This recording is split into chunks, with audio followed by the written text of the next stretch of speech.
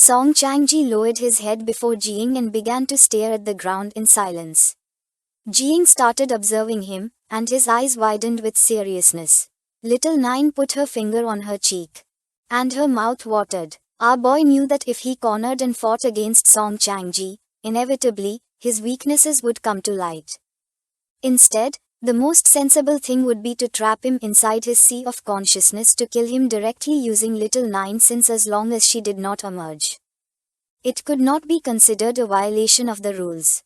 Song Changji prostrated himself before Jiying as if he were a god. Our boy came out of his trance and, with a serene expression, mentioned that what he had said made sense, admitting that they both shared the same essence and origin. Luckily, his plan was already more than halfway completed, so he decided to spare his life. Upon hearing this, Song Changji could not help but thank him from the bottom of his heart. Jiying started to stare at him, extended his hand and with a confident gaze used his power. Explaining that he knew that Song Changji wanted to return to the cave, but mentioned that it was no longer possible to do so without damaging his origin. He advised him to enter his body, promising to personally take him back to the cave after dealing with the geniuses. Song Changji began to think and without overthinking it, accepted and thanked our boy, promising never to forget his kindness. Using his powers, Jiying extended his hand and absorbed Song Changji's body. Our boy's eyes began to shine with joy, and with a smile he revealed that it was too soon for gratitude. Song Changji was teleported to Jiying's sea of consciousness, which was filled with insects. And as if that weren't enough, there was also the dragon that our boy found in the tomb, and on top of it was Little Nine riding. Song Changji turned around and couldn't help but feel fear, not knowing what was happening. Little Nine rested her head on her hands, and her gaze fixed on Song Changji. She couldn't help but blush and stick out her tongue, since it had been a long time since she had devoured someone so powerful. Jiying gave her permission to eat, and without wasting a second, she transformed into the mother insect. While her eyes were glowing, she attacked him and began to devour him. Poor Song Changji started screaming in agony, begging for help. Jiying wiped his hand, turned to Jiying Wuxing and Yingzhan and asked why they were still kneeling. Their attention was fixed on Jiying. They were confused without knowing what had happened. Yingzhang's eyes filled with fear. He couldn't help but sweat and swallow hard upon seeing that Song Changji had knelt before Jiying. Jiying Wuxing, who despite being in shock, tried to remain calm. His mind was full of questions since the fight hadn't even started. He didn't know exactly what Jiying had said to Song Changji. The threads that were around the bodies of Zai Zuanu and the others disappeared. She stood up, placed her fist on her chest, and couldn't help but blush upon seeing that Jiying had saved her again. Liu Osandao approached our boy, closed her eyes, and with a grateful smile hugged him by the neck and gave thanks. Muhanu's eyes widened with admiration and love. With a smile she admitted that Jiying was her only god. Jiying remained silent, not knowing what to do. The attention of the others was fixed on them, and they could not avoid feeling jealous. One of Yingzhan's men put his hand near his mouth and with a sincere gaze mentioned that Jiying was too powerful and asked if they should continue fighting. Yingzhan felt somewhat embarrassed and with an angry gaze turned towards him and explained that Jiying had saved all their lives, so if they wanted to fight against him, it had to be after the battle for classification. Jiying stroked Liu Osandao's head and his eyes expanded with joy. He turned towards them and could not help but smile.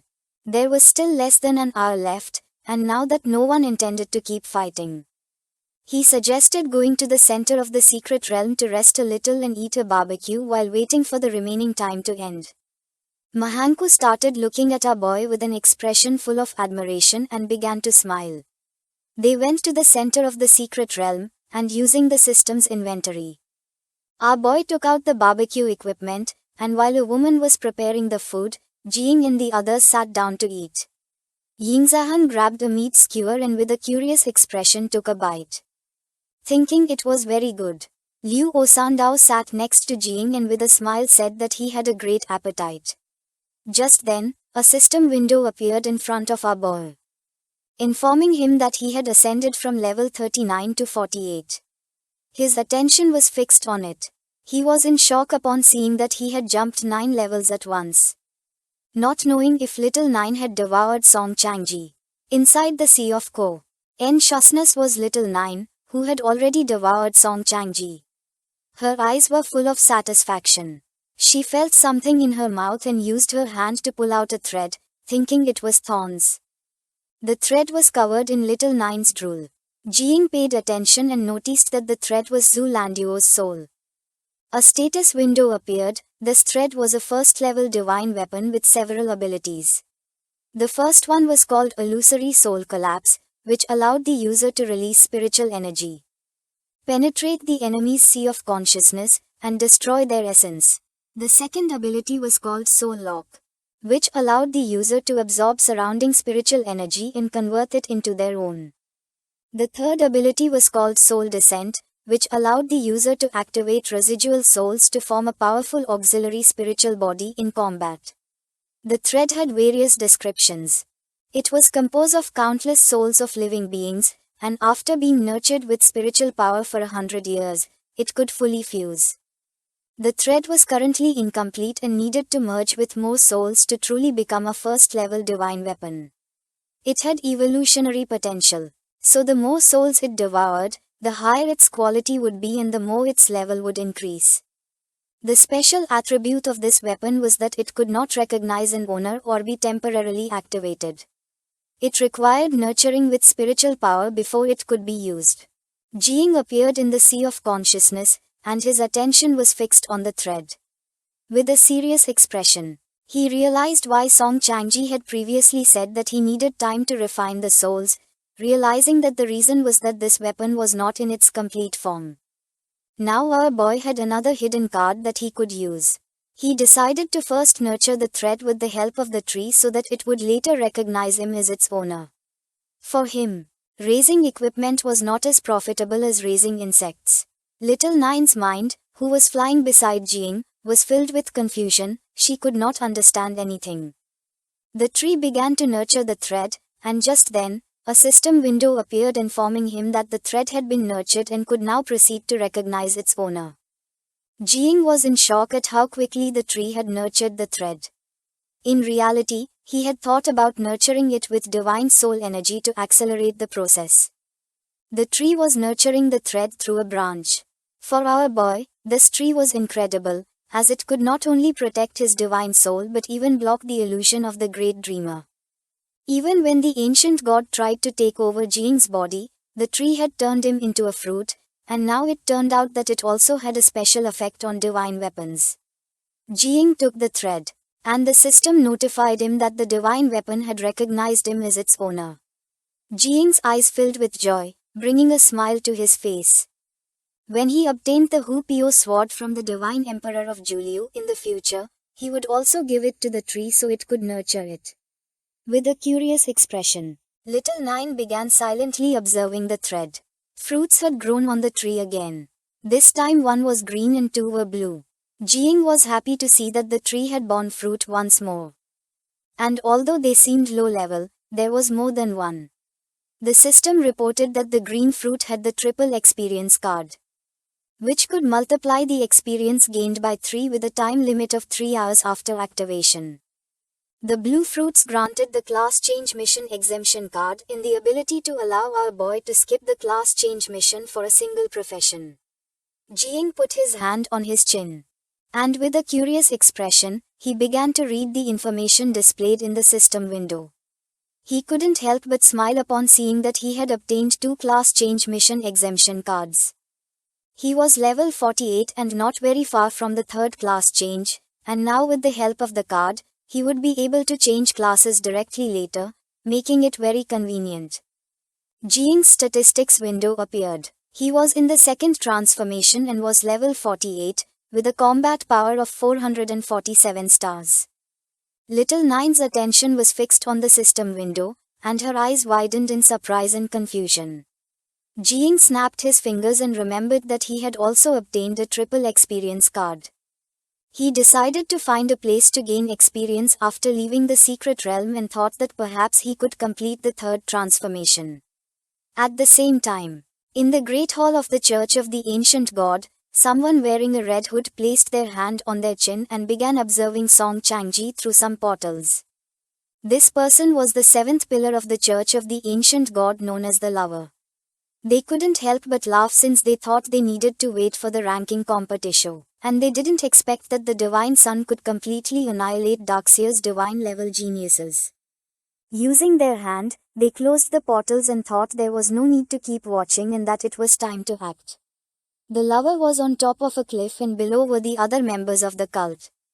The Lover extended their hand and gave them the order to inform all headquarters that their allies in the caves, the marine race, and the forbidden zone of the depths should start stirring Darkseer's waters. Jiang Zuenji was going to be in charge of defending the cave, Jialing Qiu was going to face the old monk. And the great dreamer was not going to wake up for a while, and by the time she did, chaos would have already spread everywhere.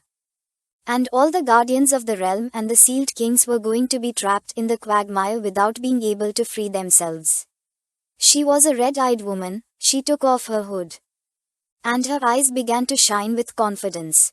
With a smile, she made it clear that Chuzhong was not going to have reinforcements and was inevitably going to be abandoned. And once the city was sacrificed, the rift beneath Chuzhong would open enough for the arrival of the ancient god. At that moment, the filthy human blood inside their bodies would be completely purified. Upon hearing this, the members of the cult raised their fists and began shouting, announcing the arrival of the ancient god. On the wall of Chuzhong, the night watch stood firm. On top of the wall were Jiaging and Tang. He mentioned that the 9 great regions of Darkseer, except for Humanges of Jinganan, had all entered into total rebellion. Jiaging began to observe the city and explained that the marine race and the cave races were on the move. The 8 great war zones of Darkseer had entered a first-level state of preparation, and although Chuzhong was not a striking city, they had to remain alert. Tang, who was sitting on the wall, turned to him and with a smile asked him not to worry since their great defense formation was already in its warming-up phase, and in less than half an hour it would be fully prepared. Jiagang's eyes widened with seriousness as they did not know how Jing Chen was doing, and according to the information he had obtained, it was said that the Jinganan team had entered the top 3. Tang began to show a finger and with a smile explained that this time, with Jing Chen and Jing Wushuing, securing 3rd place and fighting for first would not be a problem. She believed that Jing could obtain 1st place in the genius ranking, but that would depend on the subsequent ranking battles. While they were conversing, small explosions occurred in the city. Jiaging turned around and was confused, not knowing what was happening. Duan Feng and the others arrived. He began to shout, informing them that the transportation center had been destroyed and communication equipment had been cut off, and Chuzhong's city was being surrounded by a beast horde from all directions. A beast horde began attacking the city, and Jiaging knew this was not good. Now that transmission and communication had been destroyed, Chuzhong's city was isolated. He realized that this was a distraction to divert everyone's attention and attack the city. Jiaging approached the others and explained that the more critical the situation was, the less they could panic. He asked Duan Feng to maintain the defense of the wall and find a way to accelerate the full activation of the Great Defensive Formation and nuclear weapons. He entrusted Zhao Qi with the mission of activating the reserve emergency plan and finding those transferred who could transmit sound, and for those who could not receive it. Then she had to use loudspeakers and manual transmission. He entrusted Bu Lang with the mission of gathering all the transferred in the city and coming with him to the front to hold back the beasts. Everyone's eyes began to shine with determination, and they nodded their heads. With a furious gaze, he drew his sword and jumped off the wall, deciding to go to the front line to hold on for a bit and leave the rear guard to them. At the same time, Zhong and the others came out of the secret realm with a joyful gaze. Ying Zan began to look to one side and felt relieved. Jing's eyes were filled with tranquility. He was confused, not knowing where the people were. Jing Wushuing crossed his arms upon seeing that everyone had disappeared and mentioned that he had a bad feeling. Zhu Wenji manifested and with a sincere gaze said that he had 2 pieces of news. The first was that the main forbidden zones of Daxia, the marine race, and the caverns had been revealed, forcing the high commands of each war zone to go provide assistance. Everyone remained listening in silence. The second piece of news was that half an hour ago an urgent message had arrived from Kujang, one of Jiang Min's war zones. Our boy's eyes widened in fear, causing his jaw to drop. He did not know if his master and his senior sister had gone to help. Zhu Wenji's eyes began to shine, revealing that the southeastern coast was in chaos.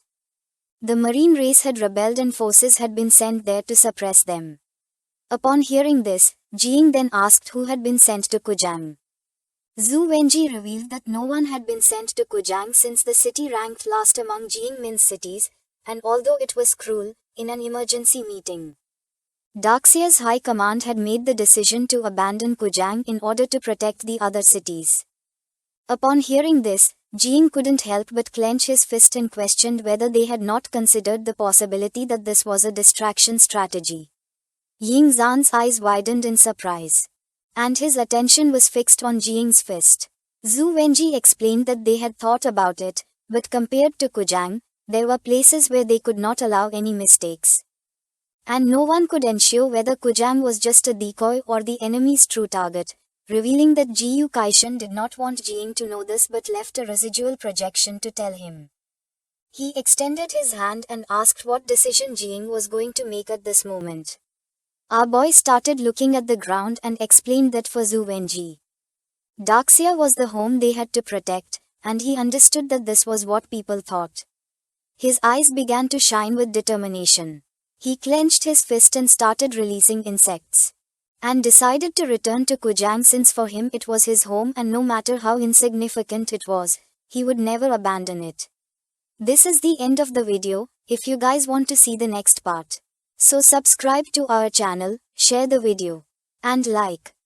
Jiang Wuxiang started to observe our boy, cracked his fingers, and with a smile decided to go with him. If Chu Jiang was in danger, it was the duty of the Jinganan team to help. Ying Zan's eyes began to shine with joy, and with a smile, he mentioned that he was also going to help Jiang. Jia Shanyu's attention was fixed on Jiang, and her eyes widened with determination. She clenched her fist and said that if any of them had problems, it was everyone's duty to help. Upon hearing this, Jiang turned towards them and remained silent. He could not believe that they were willing to help him. Zhu Wenji began to stare at our boy in silence. Jiang's eyes began to shine with joy, and with a smile, he thanked them all from the bottom of his heart.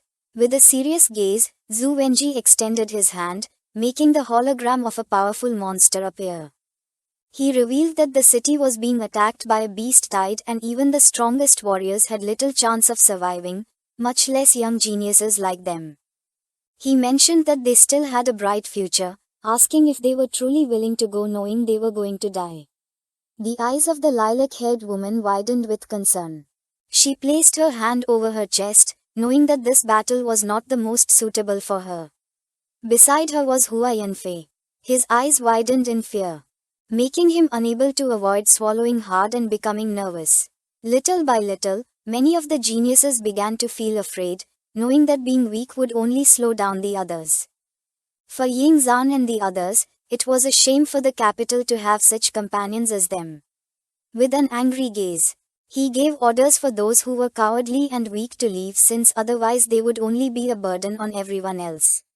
Many of the geniuses, including Hua Yanfei, turned their backs on Jiang and the others and left. Seeing this, Zhu Wenji asked if Jiang really wanted to go save Chu Jiang. Our boy's eyes widened with determination, and with a confident gaze, he mentioned that even if the whole world was against him, he was going to save his city. Ying Zan began stretching his arms and, with a serious expression, explained that if his ancestors, the descendants of the human emperor, were here, they would undoubtedly praise Jiang Chen. Jiang Washuang joined his hands, closed his eyes, and began to meditate, explaining to his grandfather that he had managed to obtain an invincible heart and from this moment on, he was going to start his own journey. Jia Kunyu's eyes expanded with rage, she clenched her fists, and with a furious expression asked how there could be no one from her city helping. The others also filled themselves with determination since they could not say that they could not help when they shared the same city. Zhu Wenji's gaze fixed on them, he extended his hands to the sides and praised them for being brave. For him, it was no surprise that they were prodigies of the new generation of Great Xia. He decided to allow only the top 10 of the prodigy ranking to go to Chu Jing. He revealed that the others would be eliminated from the competition. Upon hearing this, the geniuses put their hands on their heads and could not help but panic. Zhu Wenji explained that the next phase of the competition had been cancelled and instead a battle of merits would take place. He used his powers, making a bracelet appear on Jing's wrists and those of the others. Our boy's attention focused on the bracelet, and his eyes widened with curiosity. Meanwhile, on the other side, Jing Washuang began observing the bracelet in silence. The bracelet was responsible for recording merits, and the final ranking would be based on merits obtained during battle. Zhu Wenji closed his eyes, started touching his chin, and decided to warn them one last time. The Great Xia could not afford to lose in weight, and if they died, they would only prove that they were not worthy enough. He asked them not to have illusions since if they wanted to survive, they could only rely on their own strength. Zhu Wenji opened his eyes and saw that no one was listening to him. Seeing this, he became somewhat confused. A portal appeared, Jing and the others began to enter inside it. Jing Washuang turned towards his grandfather and, with a confused expression, asked the old man to stop talking so much. Ying Zhang, who was walking towards the portal, thanked Zhu Wenji for worrying about them but admitted that his old persuasion trick was not going to work, asking him not to worry about them since they were not going to die so easily. Zhu Wenji began to observe them in silence, until he started stroking his beard and his gaze fixed on the sky. He was furious to see that they dared to say that he was old. With a smile, he decided to take them next time to the depths of the cave so they could see his imposing murderous figure, knowing that then they would not speak of him that way. To him, they were worthy of admiration and he hoped they would manage to survive. A lilac-haired woman fell to her knees on the ground, put her hands on her face, and began to cry, begging for forgiveness. Hua Yanfei fell to his knees on the ground and began crying, asking for forgiveness for being so fearful. One of the men extended his hand and asked them to stop crying since as long as they remained alive, they would not lack opportunities to become stronger. Besides, if Jing and the others died, they could take advantage of the opportunity to enter the ranking. On the defense line of the eastern sea of Jinganan, a horde of fierce sea beasts began to approach the coast, destroying everything in their path. The cannons on the defense line activated and started attacking the beasts. On the wall were Jiyu Kaishan and Duanfeng. Jiyu Kaishan's attention was fixed on the beasts, realizing that this tide of beasts seemed endless and that something was not right. He mentioned that this time the tide of beasts was very strange since, in terms of scale, it was undoubtedly one of the largest in history, but the battle was not intense at all. Duanfeng, who had his arms crossed, began to observe the beasts and asked if this was a distraction. Jiyu Kaishan explained that the attack by the sea beasts was only meant to draw the attention of elite forces. Duanfeng supported his knee on the ground and with a suspicious expression realized that the enemy's target was another. Upon hearing this, Jiyu Kaishan became serious and asked if the target was Kujiang city. Duanfeng stood up and with a sincere gaze said that he was not very sure. Since in addition to the forbidden zone of marine beings and the rebellion in the caverns, there were 5 more cities of Great Xia that were being attacked by beast tides, all being small remote cities, far from the main bases. Jiyu Kaishan's attention was fixed on him, he became curious and remained listening in silence. Duanfeng revealed that Kujiang was one of the cities that was being attacked, and no one knew for sure if the enemy's target was this city or another. While the cannons were attacking the beasts, Duanfeng revealed that Zunji had sent a message saying that Jiang Quan and the others had teleported from the main base of the Kaluo war zone to City Yi in the Jinganan war zone. Upon hearing this, Jiyu Kaishan did not take long to realize that they were planning to go to Kujiang. He could not help but panic since he had told Zunji not to tell Jing about the beast tied in Kujang. Jiyu Kaishan stood up and started running along the wall. He was furious and thought that Zunji was a traitorous dog. He decided to return for the sake of his disciple. In the past, he had already lost one and could not afford to lose another. Duanfang panicked and started running after him, asking him to calm down since besides Jiang Quan, Wen Zan, Zai Zhenyu, Jing Washwang, the Jinganan team was also in Kujang. Just then, a powerful sea beast emerged from the water, Duanfang and Jiyu Kaishan's attention fixed on it. This monster was the 8th Sea Emperor. And now that it had appeared, Jiyu Kaishan could not leave since if the defense line broke, Jinganan would face a great calamity. The beast prepared to attack. Jiyu Kaishan jumped up, drew his sword and decided to kill it. At the same time, in the city of Kujang, the warriors created a shield around the city. The tide of monsters began to attack the barrier, little by little creating small cracks. The commander of the troops, Yin Hengying, extended his hand toward the beasts and with a determined expression gave the order to all battalions of Kujang's defense legion to come with him and help close the breaches in K barrier, making it clear that if he died, the captain would take his place, and if the captain died, the lieutenant would take his place, and if the lieutenant died, the sergeant would take his place. The number of casualties did not matter since what was most important was buying time for the warriors in the rear. Outside the city, several beasts tried to attack Ji Gang, but he drew his sword and finished them off without much effort. While Aunt Tang's eyes were shining with hatred, she jumped and delivered a powerful kick to a flying beast, splitting its body in half. Chu Buling activated the celestial armor, making his body more muscular, without much effort.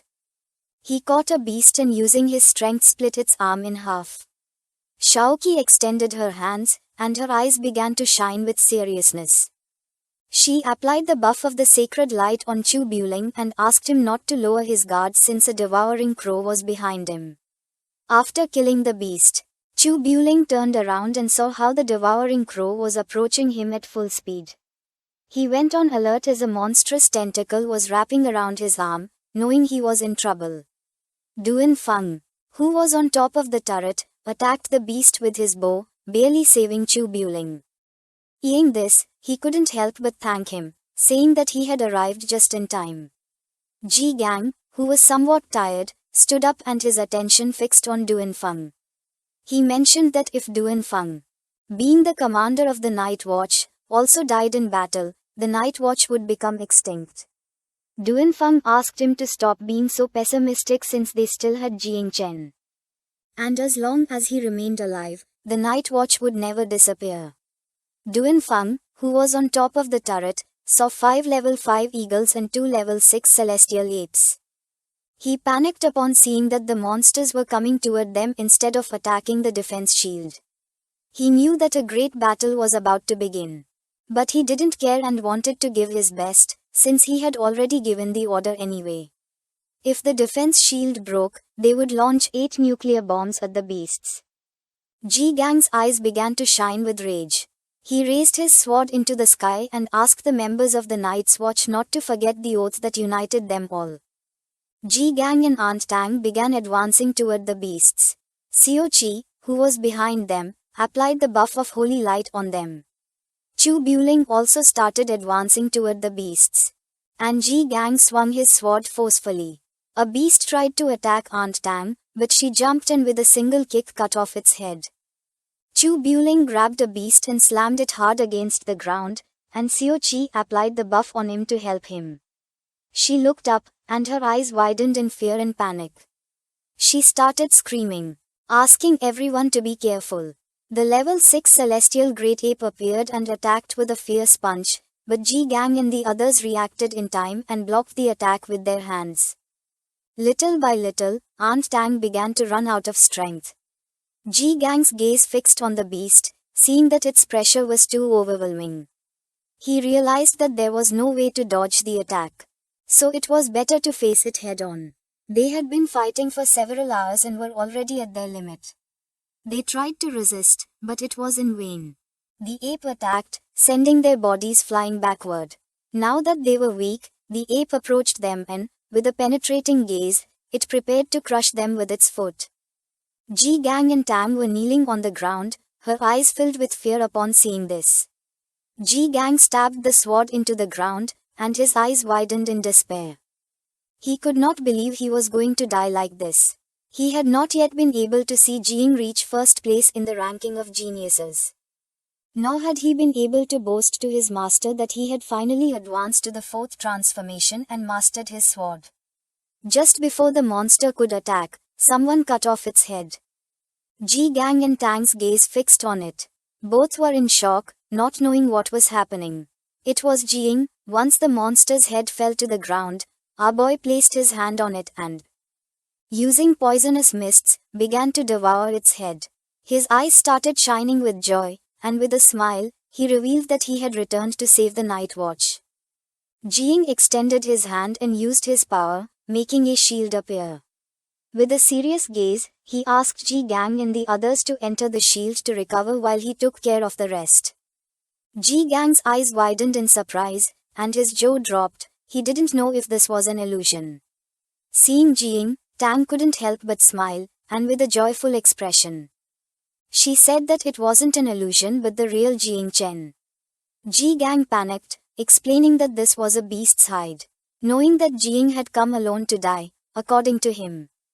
This was the end, since now the night watch was going to be annihilated. Jing turned towards them and with a smile realized that no one knew about the time he had used Little 9 against Xiao Zhengou. Little by little, the poisonous mists began to devour the ape's corpse.